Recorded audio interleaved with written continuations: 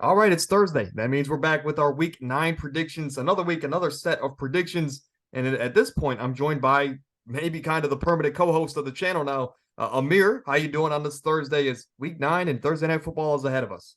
Let's go, man. I'm excited to be back, man. Every time I plan my day around this Thursday, before I go to practice. And actually, I skipped class this morning. So, I'm locked in and ready to go.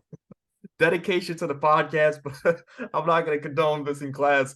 But again, I mean, Collegiate Corner always makes time for the podcast. So we always appreciate that.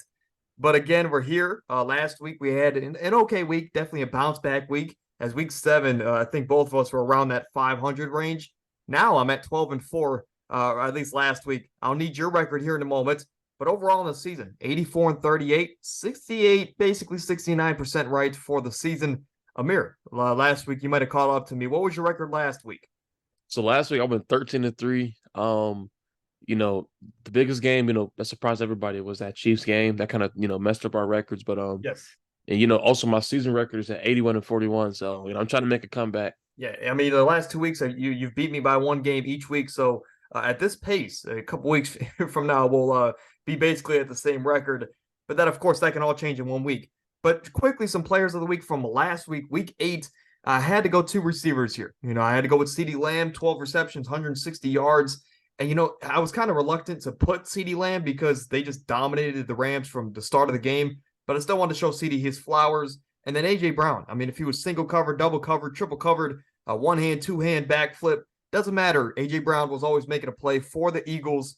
8 receptions, 130 yards, 2 touchdowns. Is there anybody I'm missing, at least, or do you think somebody else should have some flowers from last week's outings? No, man, this AJ Brown performance is a no-brainer. I mean, the dude balled out. It didn't matter if you put all 11 on him. This man was still grabbing it. And that man was embarrassing that defense. I'll ask you this: is it safe to say he's a top 3 receiver in the NFL now? Obviously, I'll give you Tyreek Hill, Justin Jefferson. My question to you is: who do you think is better? Do you think it's Jamar Chase at 4? Do you think it's Devontae Adams, or do you think it's AJ Brown So my honest opinion, or somebody yeah, else? I Maybe can Puka say people put Nakuya. him, I can say people put him at, as a top 3 receiver. I think he's still around that top 5 range. I feel like putting him over Devontae Adams is kind of jumping the gun. Yes. I mean, he's playing as a top 3 receiver, but I mean, Devontae Adams has been, arguably top 2, in the league consecutively for years. So, but if he keeps his pace up, well, we could definitely put him in top 3. Yeah, I mean, to me, I think I would prefer Jamar Chase. As crazy as AJ Brown, I'm a big AJ Brown fan. I don't know if I ever told you, big AJ Yeah. Brown fan. I've been raving about him all in fantasy football, the fantasy football videos. But I think I would definitely have Chase, maybe even Cooper Kupp or Devontae Adams over him, or Yep. Stephon Diggs. We haven't even mentioned him. A lot of talented receivers. But at the defensive side of the ball, we're gonna have Amir Stewart as the defensive player of the week. One interception in your return game for the Dolphins. How did that feel last week? Man, Jalen Ramsey, man, this is my favorite DB to watch, man. I've been watching him for years now. That man came back, first game back. He had a forced fumble too, if I'm not mistaken. The dude came with automatic fire, and they threw his way once. He picked it off, and they were scared to throw that way, the rest of the game. And that man came in an immediate impact. And I think weeks from now we'll kind of see this Dolphins defense and secondary take a huge step. Yeah, I mean, I think this is that piece that they were missing in the secondary to take them over the top because Xavier Howard's good, but he's not what he was in his prime, but he's still an elite cornerback too. And I think when you get a guy like Jalen Ramsey back, even though he's probably not in his prime anymore, he's still a top 5 corner in the NFL, if not top 3. So definitely, I think that piece kind of puts this Dolphins team over the top when it comes to, I guess, playoff time. But Dexter Yeah. Lawrence also, I want to show him some love. I mean, 1 sack, 15 pressures last week, which was crazy against Sam That's Howell. insane. And he was the PFF Defensive Player of the Week. So I want to show Dexter Lawrence some love as well. I guess any other players that you think I should have in this list? No, I think this is pretty accurate. Absolutely. But moving over, our week 10 from last week. You see it on your screen now, top 5 on the left, 6 through 10 on Oh, the right. I want to quickly ask you, who are your teams you think dropped out of this list? And what teams do you think jumped into this list very quickly? so the team that jumped into this list, If any. If any, because was I guess the Browns could stay in this list. yeah. So actually, I mean, Um, the team that dropped out of it, I go ahead and say Cleveland. I think every other team that's in here is going to stay. I think this top 10 overall is pretty accurate. You can make the argument that Baltimore and Detroit can move over San Fran, bump them down too, and you could also put Philly at number one. Yeah, we'll have to see. As again, the Browns did fall out. I know that Yeah, we did have PJ Walker starting, but that's just the reality of our situation now. Is that's kind of been our best quarterback all season, so I can't really fault them. Again, they fall out the list, but they're right outside because we're winning. We're 4-3. We have a winning record without a quarterback that we're paying basically $300 million to. But so they're right outside. If the Browns are on 11, they're number 12 to the Seattle Seahawks, a team that is 5-2, on top of their division over the San Francisco 49ers. For some reason, I just think that there's 10 teams better than them when it comes down to it in a one-game yeah. setting. I think I'm going to bet on 10 teams ahead of them for the Seattle Seahawks, and that's really why they're outside of the top 10 at this moment in time. But if they win next week, I can promise you they'll be back in the list. But at number 10, I'm going to go with the Mm. Cincinnati Bengals. I don't care if it's premature. I don't care what you want to say, but this is a team that's won 3 straight games. Joe Burrow's healthy and he's back, and he's now, in my opinion, again, the second best player in football. Joe Burrow, to me, there's no one that strikes more fear in my heart as a fan than Joe Burrow, and that is including guys like Patrick Mahomes and others around the league. I just think when this team is at full strength, I don't know if there's an offense better. Again, do you have the argument for the Dolphins this year? But when it comes to playoff time, this is a team that I think can dethrone the Chiefs. And to me, they were my preseason Super Bowl favorites for a reason. And right now, they're number 10. But I do want to say, if they can win this game Sunday Night Football, they might even jump up into my top 6, top 5 range just because I know how much potential they have. But I guess stop me here, Amir. Or I guess quick thoughts about this. I will get your quick thoughts about the Bengals being in the top 10. Is this a shocker? Is this too premature? Would you have the Seahawks over them? I guess I want your opinion on that. Not at all, man. All of us kind of been waiting for Cincy to kind of take that step, and I think that Niners game was a confidence booster. I mean, they've won 3 straight. The first 2 weren't maybe the prettiest. They were kind of flat at times, but them showing that Joe Burrow was back, that he's getting in his rhythm, getting in his groove. Man, this Bengals team is going to be hard to stop. Yeah, I mean, they've beat 3 straight NFC West opponents. I was looking at that for fantasy football video tomorrow, or I guess I'm going to be posting it later tonight instead of tomorrow. But they beat Arizona at Arizona, then Seattle after the bye week, then they beat San Fran. So 3 straight NFC West opponents. The only team left is the Rams, which they beat early in the season. So I guess they swept that division. Kind of crazy when you think about it. But at number 9, they're going to stay put. The Buffalo Bills, but they Yeah, beat Tampa Bay, and it wasn't really. They won the game, right? They took care of their business, but it wasn't a flashy win. We didn't really get much out of that game from Buffalo. So they did enough to stay in the top 10, but again, not enough to jump up or I guess even lose a spot.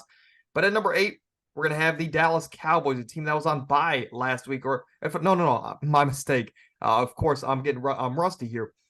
They played the Rams and they blew the Rams out of the water. Again, the Rams yeah, have been a borderline top 10 team this year. It was just, again, this is a team that, took care of their business. They were supposed to win that game against the Rams, and they did it in dominating fashion. But I guess I have them here at number 8 strictly for the fact that it's a big week coming up for them. They have the Eagles on Sunday Night Football or prime time on Sunday. And if they can win that game, I think they'll be back in the top 5 range. But for now, I'm waiting for that big statement win from them over a competent team. At number 7, of course, I accidentally skipped a slide there, but I have the Jacksonville Jaguars again.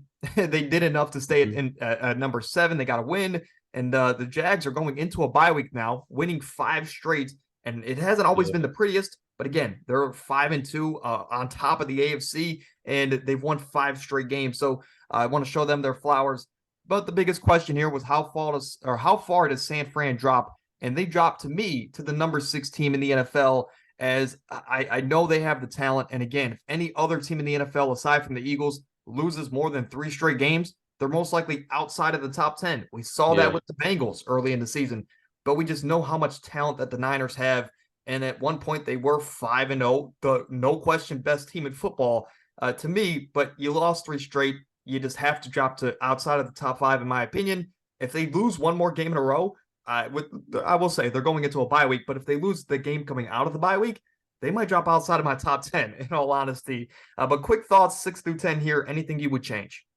No, I think this is perfect. The one thing I would adjust though, I move Buffalo to that 7th spot. And then bump Jacksonville and Dallas down to Okay. 1. I mean, I definitely can see it again. Those are three teams to me that just, they're all kind of in that same tier. We're waiting for that big statement win. I guess Yeah. Jacksonville had that over Buffalo, and I guess that's kind of why they're over Buffalo, in my opinion. And regardless, I'm not gonna be too mad about 1 or 2 spot difference here.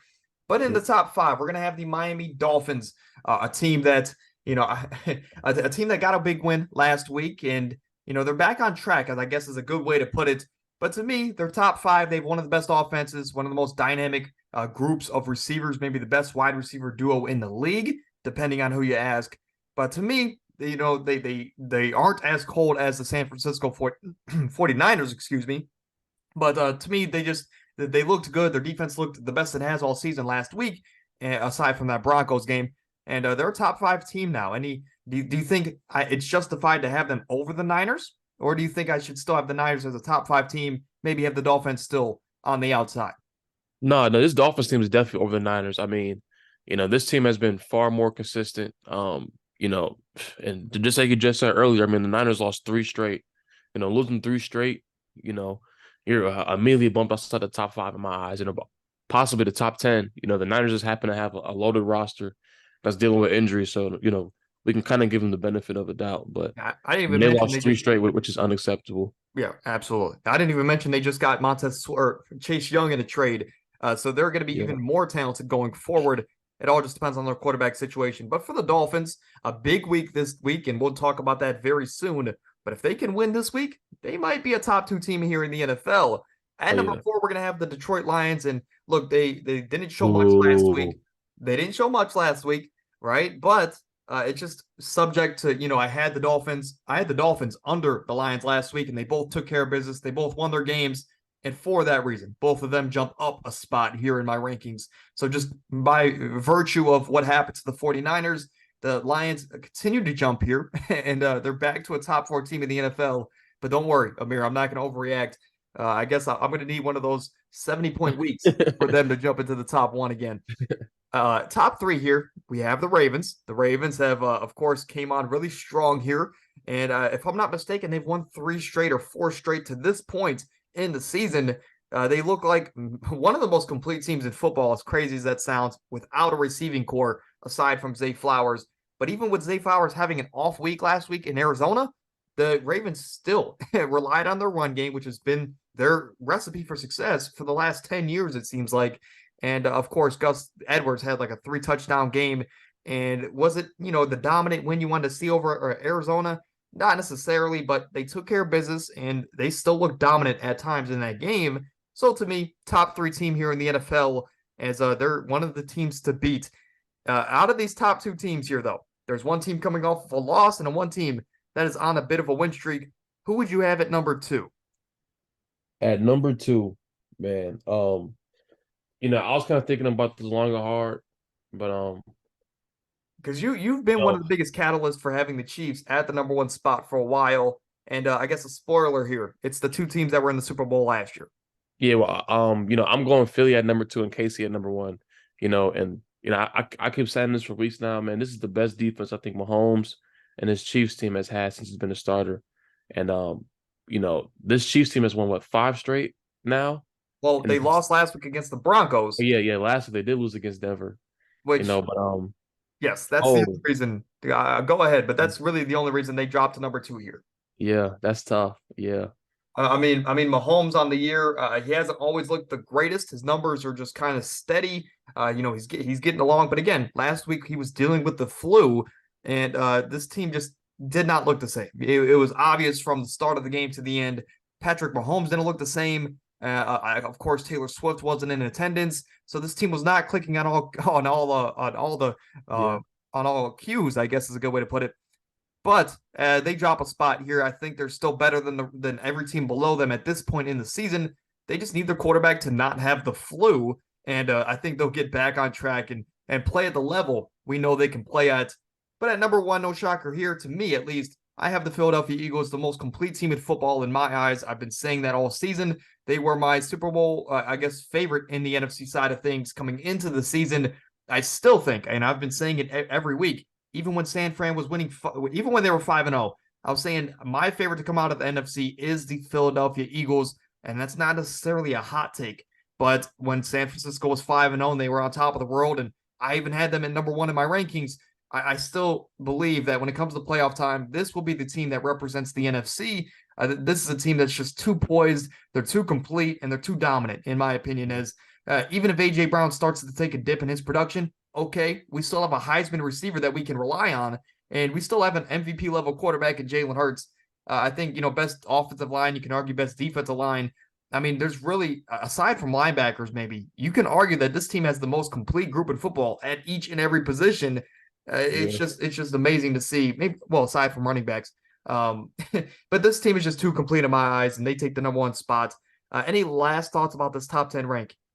I mean, I can't even argue, and it's crazy. I completely blanked that Casey lost this past week, and you know, the thing about the Eagles, man, Hurts is starting to finally, somewhat get in his groove, and as his weeks go on, man, well, I think I'm gonna guess around like week 12 to week 13, what kind of truly gauge to see, who's gonna, take that number one spot between Casey and Philly. But right now, I think it's those two, and the rest of the league is just, not even close. Yeah, I think Cincinnati's knocking on the door, and they're coming up quicker than I think most people can really fathom.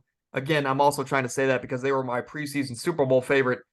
But that's going to do it for the top 10. Let's get into Thursday night football here. Well, I guess week 9 we'll start off here because the Jaguars, we mentioned them. They're my number 7 team in my rankings. 3 top 10 teams in my rankings are on bye this week. But of course, the Jags, they're 6-2, one of the best teams in the AFC, and they've won 5 straight games. Again, not always the prettiest, but they're getting the job done, and they get the Super Bowl logo because they've won 5 straight games. The Niners, on the other hand, they've lost 3 straight after a dominant start. Number 6 team in the league. We just talked about them.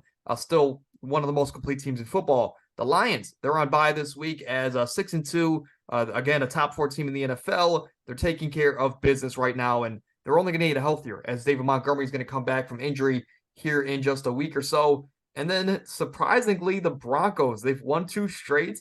I guess maybe they've turned the page with some good wins here in 2 back-to-back weeks. Is there any chance this team can make a playoff push coming out of the bye week? Because I guess my next question is, who needs this bye week the most is my first question to you. And going into the Broncos, is there any chance they can make a playoff push winning 2 respectable games? Oh, well, I mean, the Niners need this bye week the most by far. I mean, they lost 3 straight. They got injuries that's kind of holding this team back. And so they need this week off to regroup, somewhat get healthier, figure some stuff out, get back to the drawing board. And this Denver team honestly could, make a push for the playoffs. Shout out Russ. Russ has actually surprisingly been playing good this year. It's kind of going unnoticed. I think he's done 16 TDs and only 4 picks. So it's been crazy. Yeah, like crazy and surprising. This team, hasn't put the pieces all together, but they're starting to actually look like they can somewhat do something. Jerry Jeudy actually had a pretty solid game last week, if I'm not mistaken, too. He did, yes. So once they kind of figure out these offensive pieces, figure out who's going to be the guy, the number one receiver offensively, and who's going to kind of take that next step, we could definitely see this team pushing towards like a lower playoff spot. Yeah, I wouldn't go as far as a playoff spot yet, but they're definitely, like you said, getting in the right direction. Before we get into another week of predicting NFL games, which we love to do, another thing we love is Life by Laura, a company that reached out to me at this point about 3 months ago, and she said, "Hey, do you want a custom tumbler with your custom logo on it?" I said, "Sure." She sent that out to me in a matter of days, and I've been using it ever since, as the insulation inside the cup is amazing. And if you know me, you know I have a caffeine addiction, whether it's cold products with my energy drinks or hot products with the coffees. I throw it all in that cup, and again, I've been using it almost each and every day. It's super high quality, and it is worth your time and money. But she does other things than custom tumblers. She does custom t-shirts, crafts, and more. I know she just got out of doing her Halloween stuff. She's going to have some Thanksgiving and Christmas stuff on the way as well. So check her out at Facebook at Life by Laura or on Instagram, Life by Laura 2023. I promise you, it'll be worth your time. But without further ado, let's get into Thursday night. Moving over here to Thursday Night Football again, that's tonight. Of course, we have the Thanksgiving themed screens. You'll see this for the next month. Amir, hopefully you like those turkeys. But Thursday Night Football, we have the new looked Tennessee Titans here taking on the Pittsburgh Steelers at I'm gonna say Heinz Field because that's just what I'm going to call it. I know it's something different now, but I'm gonna say Heinz Field, right? So we have the Titans here. They got a rookie quarterback to make his debut last week against the Falcons, and we both said, "Hey, we're going to take the Falcons in that game." Will Levis came out and had an amazing debut, one of the best debuts you could possibly have as a quarterback. He had like 250 passing yards, 4 Insane. touchdowns. It was like he just looked like an NFL veteran at the quarterback position. Kind of reminded me for like Russell Wilson because he was throwing the ball 50 yards in the sky on those deep balls. But regardless, I mean, DeAndre Hopkins had his best game as a Titan. This offense just looked better.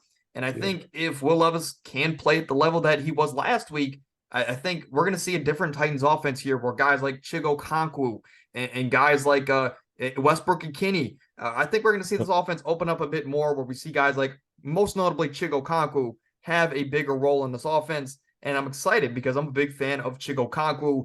He kind of reminds me of David Njoku. But aside from this matchup, for the Steelers, they're looking to get another win here. They lost last week and they're really just trying to get to 5-3 here, right? So to me, who do you have here is Pittsburgh's home. They have one of the best defensive players in the game, if not the best defensive player, against a young rookie quarterback that there's now tape on the young rookie. But who do you have in this one? Do you think Will Levis can continue this magic, or did the Steelers humble them just a little bit? Actually, no, right here, I'm going with Pittsburgh.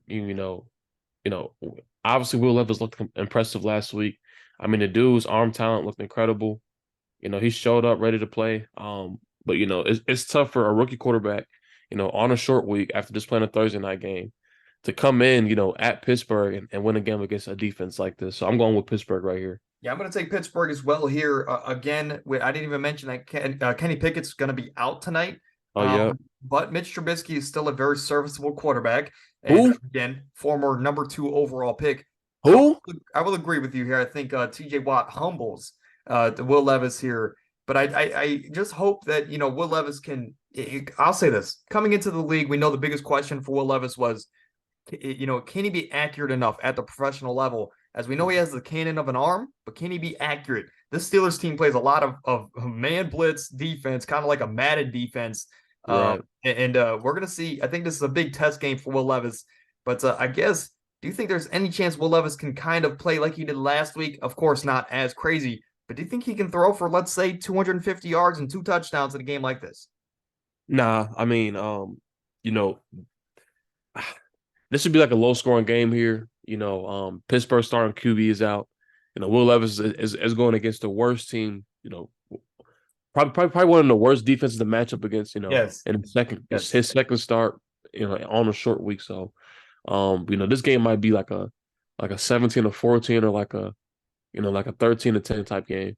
Absolutely. I think the Steelers do. Again, we both have the Steelers pulling out with a win here. But moving over here to the Germany game, the first ever game in Germany, if I'm not mistaken, in NFL history. Of course, we have maybe the best possible matchup that we could have had at this point in the season. The Miami Dolphins at 6-2 go to, I guess, technically Kansas City's home here in this matchup as well. They're 6-2. I mean, 2 top 5 teams in the NFL here. 2 teams that are battling for home field advantage in the AFC. This is one of those games that we're going to look back on at the end of the year and say, well, this is how Miami got the 1 seed. Or, hey, this is how Kansas City was able to keep the 1 seed and have home field.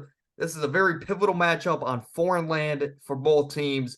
2 of the best offenses in the NFL. Despite not having Tyreek for Kansas City, Rashee Rice has taken a step up, and he's leading this team in yards, routes ran, I guess receptions. He's leading this team in a lot of the advanced statistics, and he's now the wide receiver 1 in Kansas City. There's no doubt about it. They still have Travis Kelce, Andy Reid, Pat Mahomes. We know the rap sheet that the Chiefs have.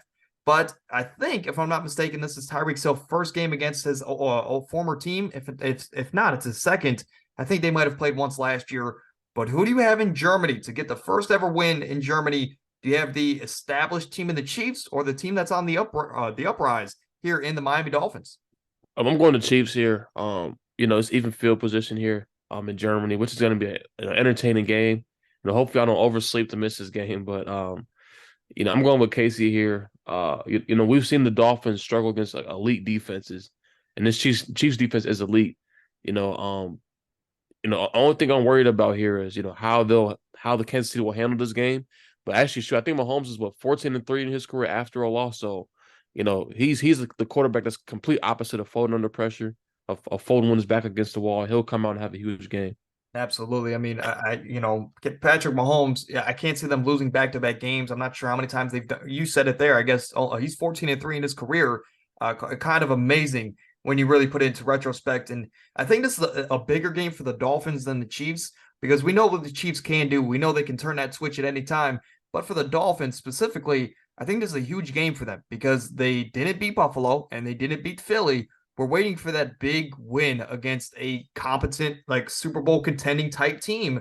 And we haven't got that yet from the Miami Dolphins. I think this is a bigger game for them. In this game, of course, their defense has improved, but I do agree with you here. I will take Kansas City as Patrick Mahomes is flu free now.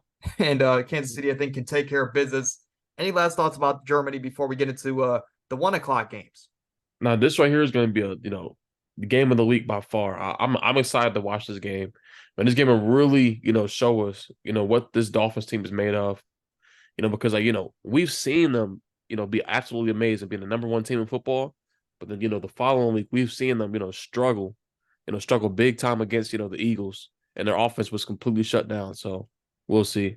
Kicking off Sunday with maybe the best matchup for the 1 o'clock games. The Seattle Seahawks going to Baltimore to take on, of course, a top 3 level team in the Ravens, a team that's won 3 straight games and, of course, is battling for the top seed in the AFC. Seattle is on top of the NFC West.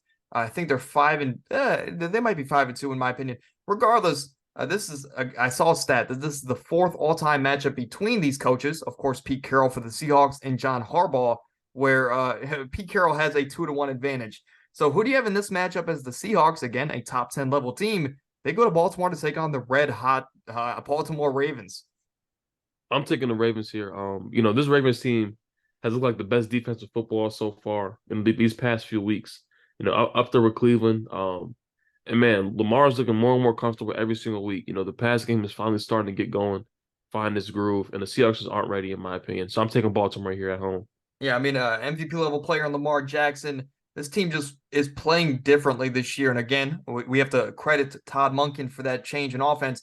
But we saw last week with the Seahawks game, there's just stretches of time where this offense can go dull and they can really be stopped. And I think the Ravens just have an offense much more consistent than the Browns, where Seattle's going to have to play a much better game from start to finish. They can't really afford as many mistakes as they had last week, is my opinion. And I'm going to go with the Ravens here. I will agree with you here. The Ravens keep rolling. And who knows, maybe they end up on top of the AFC after this week. Moving over to Minnesota and Atlanta. Of course, this is the game everybody's going to be watching. We have, of course, star quarterback Desmond Ridder, if he's going to suit up. Of course, he might be in concussion protocol. Oh, on the other side, then, we have Jaren Hall, rookie quarterback for the Vikings, as Josh Dobbs was traded to the Vikings due to Kirk Cousins' injury. But Josh Dobbs is going to need time to be acclimated, to learn the offense. And so Jaren Hall is going to be the quarterback for Minnesota. But given that, I guess Kirk Cousins gave them at least a level playing field, as they're 4-4. They've won 3 straight games. Jordan Addison has looked like an all-pro receiver. And on the flip side, Atlanta is still trying to figure things out with their quarterback situation. And, of course, if they actually want to use their stars in Bijan Robinson and Kyle Pitts. Again, if it's not Desmond Ridder, it'll be Taylor Heinicke. So in the matchup of Jaren Hall and Taylor Heinicke, who do you have in this matchup? So I'm taking the Falcons here. This Vikings team, man, like Kirk Cousins was their last, chance for them to somewhat do something. The defense has already been struggling, already has been trashed, the past defense. And this from now on, the Vikings team is probably going to go downhill. I don't see them rushing Justin Jefferson back. Hopefully Addison can kind of, continue his rookie campaign and make his stats look good. But this Viking teams should, decline from here on out. So I'm taking Atlanta here at home. Yeah, I think now Minnesota's in a position where they have to think, do we want this Caleb Williams kid? Because we can't really win many more games outside of this week. to put themselves in a position at this point well, they're going to probably have to trade for the number one pick because I can't see the Cardinals winning, I guess, 4 more games at this point. So they're going to have to No. put themselves in a position where they can trade for that top pick. So I guess at this point, that's the question you got to ask yourself. But Atlanta, I will take Atlanta here. I think they can. I said it the last 2 weeks, and I'm 1-1. But I do think Atlanta can control the line of scrimmage. And I do think that Bijan and Tyler Algier and Cordell Patterson, whoever they decide to use, they should be able to win this game for Atlanta. Of course, Atlanta needs a bounce back week after getting dominated by Will Levis defensively as well. So I will take Atlanta here. And just to be clear, that's who you're taking in this matchup. Yep, taking Atlanta here. Taking Atlanta here to improve to 5-4. A little bit of an interesting start there as they're battling for their division in the NFC South. And the next matchup, the Arizona Cardinals, as they just traded away Josh Dobbs as if they didn't have enough quarterback questions. And this week, they're not going to play Kyler Murray in his return to football against maybe the best defense in football. So that leaves Clayton Tune. So Clayton Tune is a rookie, if I'm not mistaken, and he's going to be making his debut against the Cleveland Browns defense. So if it's not Kyler, it's going to be the rookie. So I guess either or, a quarterback's going to be in a tough predicament here. But the Cardinals, they've lost 5 straight. They're starting a rookie quarterback on the road in Cleveland against a team that is trying to go for the playoffs. I think one team in this game is trying to win, while the other is not. So for that reason, I'm going to keep it simple here. I'm a Browns fan. Give me the Browns here at home. Yeah, I'm keeping it simple here. Keeping it pretty vanilla. I mean, the Browns are going to dominate this game with the line of scrimmage. They're going to run the ball with ease. And just make this game easy. And Clayton Tune, I mean, this is a tough game for him to come in for his debut. He's playing against this Browns team who defensively, has been pressuring QBs week to week, has been completely, shutting down teams in the secondary by playing tight man-to-man coverage, which is always tough to match up against. And so I'm taking the Browns here at home in dominant fashion. Yeah, I was gonna say not much to think here, or not much to talk about. Of course, there's the tank logo next to the Arizona Cardinals. And then moving over to the Rams at Green Bay, I think this is one of the more interesting matchups. As again, the LA Rams got dominated last week, but they kind of made it interesting there at the end. Matthew Stafford is dealing with a plethora of injuries. Of course, what's new? That's Matthew Stafford. He plays through everything. But again, Cooper Kupp hasn't had that really bounce back. Yeah, I guess I'll say this. He's had 2 down weeks. This offense as a whole has had 2 down weeks, and they need a bounce back game. This week, they're playing a tough Green Bay defense, of course, led by Kenny Clark and Jair Alexander, as well as many other young, talented players. Green Bay, they've lost 4 straight at this point. That the teams have figured out Jordan Love. And as a Jordan Love fan, it hurts to see. But again, he's young, he's growing, and it's not easy to replace Aaron Rodgers in a historic franchise like the Packers. So who do you have in this matchup here? I guess I'll put it out there. I'm going to take the Rams in dominant fashion. Yeah, I'm taking the Rams too. Despite Matthew Stafford being 3-7 at Lambeau Field in his career, just like you just said, teams just are kind of starting to figure out Jordan Love here. I mean, he's been struggling big time. I mean, this offense has been looking terrible as of lately. I think the Rams are going to get the run game going this game. Control the clock, control the pace of the game. Control and pretty much take control of the clock, and that'll be key. So I'm taking the Rams here on the road. Yeah, I think it's pretty self-explanatory, and I'll speak for you here. If Brett Rypien is the quarterback for the Rams in this matchup, we're going to go Green Bay. But if Matthew Stafford's playing, we're going to take the Rams on the road to, I guess, improve to 4-5. Unless you have any rebuttal to that, I'm going to assume that is your argument as well. But, I'm sorry, go ahead. No, yep. No, okay. The Tampa Bay Buccaneers, a team that was 3-1 at one point.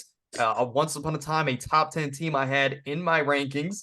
A team led by Baker Mayfield, a team that's kind of been fun all season, but they've lost 3 straight games. They're 3-4, and it doesn't look pretty.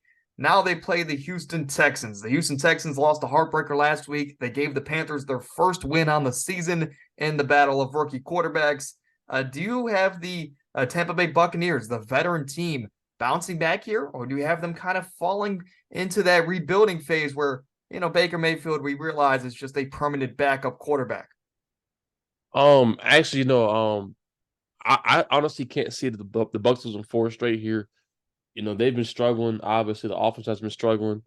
The defense kind of took a step back, but the Texans just came off of a loss, and the Bucs right now are in desperate mode. they're still fighting for that top spot in the NFC South. And so I see them going into Houston here, and controlling a low scoring game and taking this win. Yeah, I wrote down this little note before about the Texans, as in their 4 losses, CJ Stroud has taken a total of 13 sacks, but in their 3 wins, he's only taken a total of 2 sacks. So this is like it's really, if they're winning, they're winning. And I guess when they face elite pass rushes, it's really trouble for them. So Shaq Yeah. Barrett, of course, Vita Vea, one of the most underrated defensive linemen in the game, they're gonna lead this defensive front. And I think just with the versatility of Levante David I can't think of the other. It's not Devin White, is it? It is Devin White. Yep. That they're gonna get after CJ Stroud. They're gonna make this game pretty difficult. And I agree with you here. I can't see Baker losing 4 straight. I will go with the veteran team here on the road in the Tampa Bay Bucks.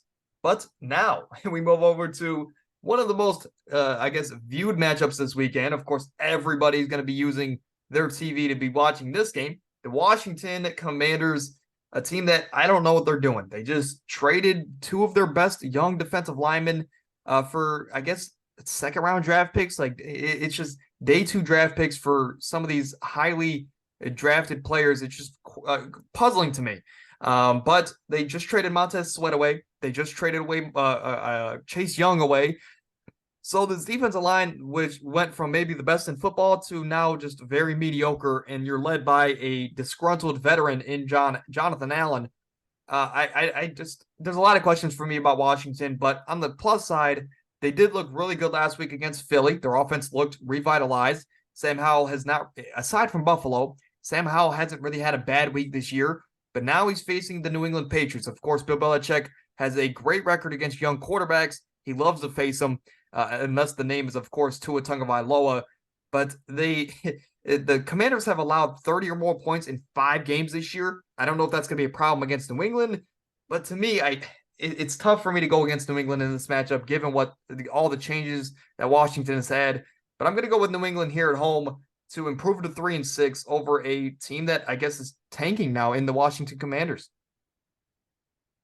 Yeah, so I'm taking the Commander, or not, I'm taking the Patriots here. Okay. Excuse me. Um, you know, after that trade, man, those 2 trades, I'm thinking like what is Washington doing? I mean, their defense has already been trash and been horrendous, even with those guys on the D line. And then you go ahead and trade them away, man. Man, this team is not going to be able to pressure Mac Jones. He's going to sit back there. He's probably licking his chops right now, probably happy, like, man, this is going to be an easy breeze this week. And I'm taking New England here at home, man. Yeah, The absolutely. Commanders are better off just tanking, just selling the franchise, moving them somewhere else. Absolutely. But moving over to Chicago on the road, led by Tyson Bagent. Of course, this might be his last week as the starter. He goes to New Orleans to take on the Saints, a very tough defense. And simply put here, I'm not going to have much explanation behind this. I'm going to take the veteran team with the better defense at home. Give me the Saints to improve to 5-4, and I guess lead the NFC South. And the Bears are pretty much just trying to buy time to tank, or until Fields come back. So I'm taking New Orleans here. Yeah, I guess again, not much analysis there. On the 4 o'clock slate, though, we have an interesting matchup here. We talked about it before the show. The Indianapolis Colts at 3-5, they've lost 3 straight games. Of course, maybe one of those games they shouldn't have lost due to the refs. They go to Carolina to take on a team that just got their first win. I guess it's really a matchup of Gardner Minshew versus Bryce Young. Not the most exciting matchup on paper. However, I want to ask you, who do you have in this matchup? Do you have Carolina to continue to roll at home to win 2 straight, or do you have the Colts with their elite rushing attack getting back on track here with a win? So actually, I'm going to go ahead and go with the Panthers here. Wow. I'm going to go disagree and go with the Panthers here. I mean, this Colts defense has struggled. And, we've seen Bryce Young put up great numbers and put up great stats, when he's not pressured. And so I can see right now, it's about the mid-season mark. I can see Bryce Young kind of taking strides here from here on out. And all he needed was that one win to kind of gain confidence. So I'm taking the home team and I'm taking the Panthers. Now, I was actually going to take the Panthers, but now I will go with the team I had originally with the Indianapolis Colts. I think Jonathan Taylor and Zach Moss, they're just too dominant, of course, with an offensive line led by Ryan Kelly and, of course, Quentin Nelson. I think this team can dominate and beat this very young team in the Panthers. but I would love to see the Panthers win this game. I will go with the Colts, and this is probably going to be that Packers-Vikings game from last week where I should have agreed with you, but I didn't, and you're going to end up beating me yet again. But I will go with the Colts here. And again, it's the Frank Reich revenge game. So maybe the Panthers, that's all the motivation they need. But the Giants at 2-6, they go to Las Vegas to take on, I guess, the new chaptered Las Vegas Raiders. The Giants at 2-6. The only story here for them is that they might get Daniel Jones back for this game with his neck injury. I don't know if you want to bring him back against a guy like Max Crosby, but if they do, I guess that makes their offense better. If not, Tyrod Taylor, if he's back from his injury, should be the starter for this team. And that was really all it was last week for the Giants, is that they started the game off good with Tyrod Taylor, but once he went out with injury, they were relying on a third string quarterback. And of course, that's never the recipe for success. But they play a Las Vegas team that just fired their GM, their head coach, and they now have a former NFL player. I forget the guy's name, and I apologize for that. But they have a new head coach, a new regime, and this guy just reminds me of Dan Campbell. I don't know if you watched his introductory his speech, I guess, or his press Oh yeah. conference. I don't know if you watched it, but he reminds me a lot of Dan Campbell, and it's just a guy that's coming into this team that's trying to revitalize that, Raiders culture where they have that certain swag to them, that certain energy where they're going to punch you in your mouth and they're going to win football games running the football. And that's kind of what that was the message he kind of gave off in that introductory press conference. Maybe we see that here. And for that reason, I think Josh Jacobs is going to be my player of the week. We'll talk about that here in a little bit. But I think Josh Jacobs can have his best game of the season. And I will take the Raiders at home here against the New York Giants with or without Daniel Jones. Yeah, and it's a lot easier for a new coach to kind of come in, kind of gain the favor of players that are on their side to play hard for them. And so I'm going to go ahead and take Las Vegas at home here as well. This Giants O-line has struggled, whether Daniel Jones is in or not. And so, I can see Max Crosby, he might mess around and get 4 sacks this game. Their defense has been trash too. So I'm going to go ahead and take Las Vegas here at home. Las Vegas here at home, again, 4-5. I didn't even mention they're going to be starting their backup quarterback in Aiden O'Connell, which I'm not sure why they would bench their starting quarterback in Jimmy Garoppolo. I know hasn't been the greatest.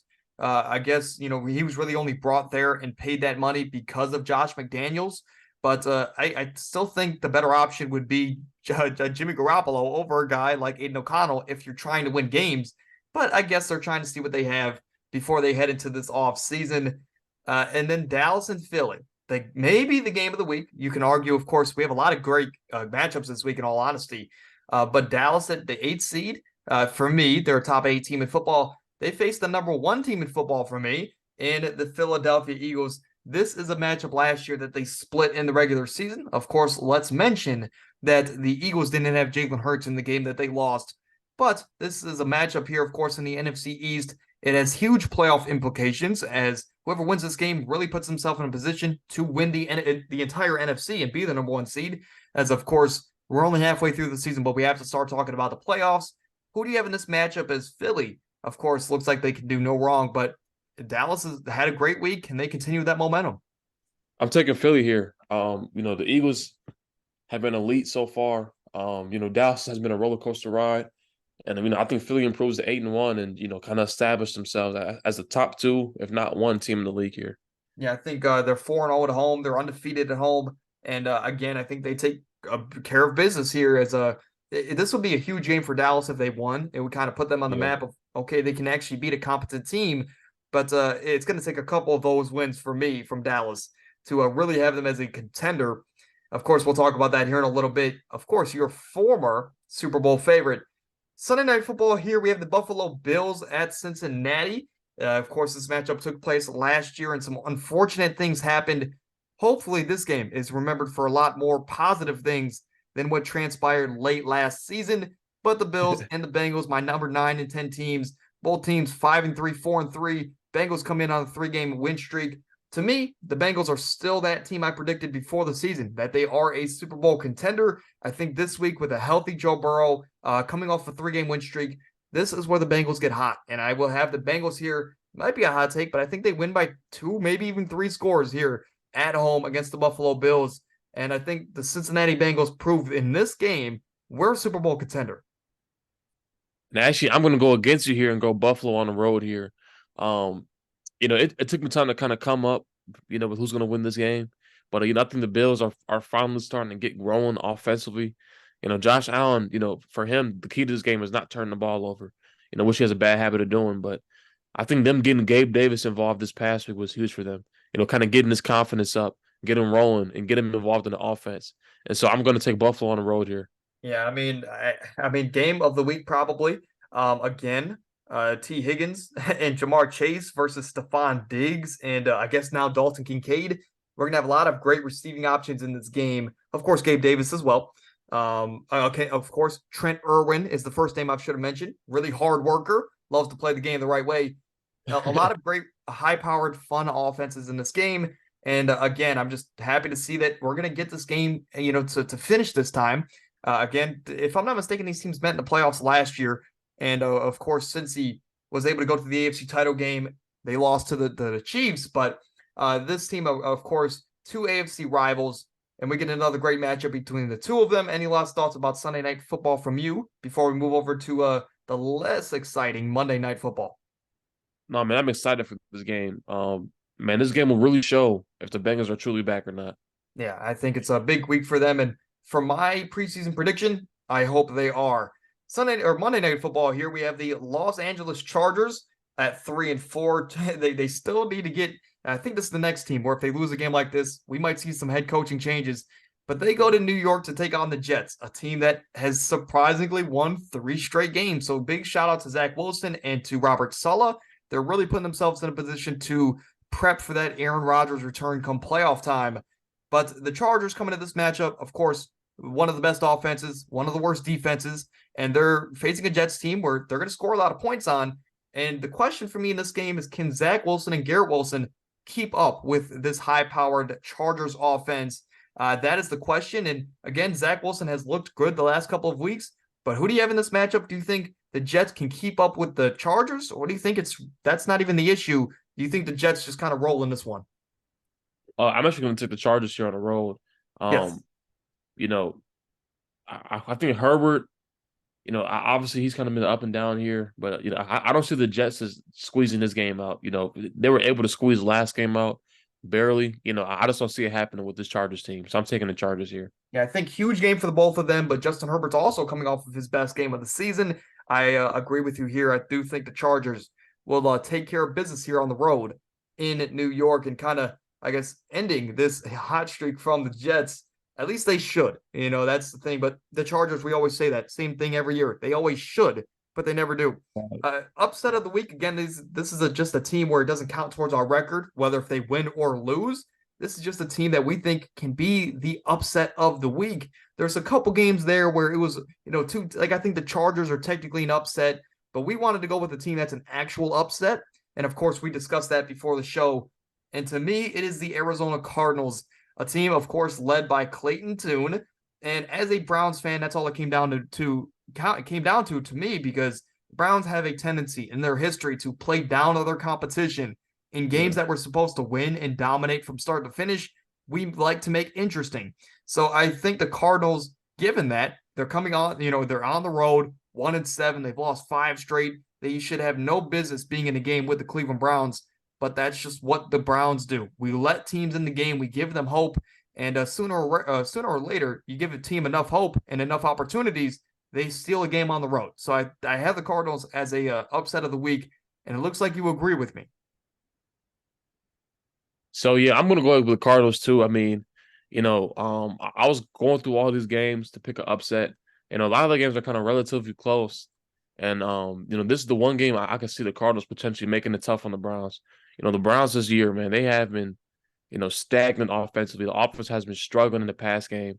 And so, and this Cardinals team, the most dangerous teams to match up against are the teams that are desperate, are just hungry. All game plans go out the window. They're going to throw everything at you, do everything they can to make it close. And so, for the potential upset, I'm going with Arizona here over Cleveland.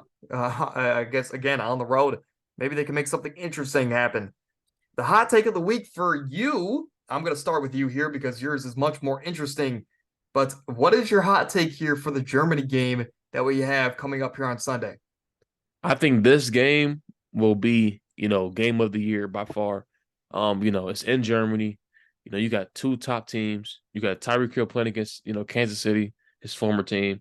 You got, Kansas City kind of thinking that, they can form some sort of game plan to kind of contain Tyreek. They might feel like they know their weaknesses. Tyreek Hill might feel like he might know Travis Kelce's weakness. So, um, you know, I guarantee both teams are kind of sitting in the office right now. Like, obviously we probably can't stop them. So we got to score more points. And so that's what I'm going with here. I think this is going to be a high scoring game, a shootout, and they're going to score over 70 points combined. Yeah, I think I'm hoping for that. And I would love a 38-35 game from the both of them, maybe even into the 40s. But oddly enough, games like this where they're supposed to be shootouts, of course, unfortunately, most of the time they're not. They're going to be like a 17-13 game. But I sure hope your hot take is right, and we do get an explosion of a game from both of those offenses. To me, mine's relatively simple. I have the Bengals. I think I think they're going to go into this week, and again, like I said, I think they can win by 2 or 3 scores, and I think they solidify themselves one as a Super Bowl contender, but as also as a top 5 team here in the NFL for the remainder of the season. Joe Burrow's back, and so are the Bengals. To me, that is my hot take. They win this game pretty handily, and they are a top 5 team for the remainder of the season. And the players of the week, we agreed here. And of course, we joked about it before the show. We never agree on stuff like this, but we have the same upset and a player from the same team for the player of the week. To me, I have Josh Jacobs. I'm a big Josh Jacobs fan, even though he went to Alabama. But Josh Jacobs, to me, he's been waiting for that big breakout game. I mean, in the one game that him and Aiden O'Connell played together early in the season, Josh Jacobs had like 11 targets. He had like 8 receptions, 80 yards, a touchdown. His best game of the season by far came with Aiden O'Connell. I think they are going to kind of replicate that. The Giants have an underrated pass rush. Aiden O'Connell's going to have to get the ball out quick and efficiently. Best way to do that is to Josh Jacobs. I think he has his best game of the year in the new regiment of the new head coach. But for you, what player from the Raiders do you have in this Giants matchup?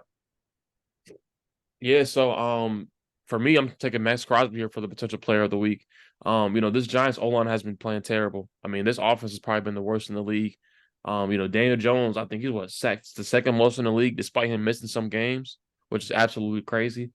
And so I can see like my potential player of the week is Max Crosby. I think he's going to come out here, have about 3-4 sacks, have a monster game.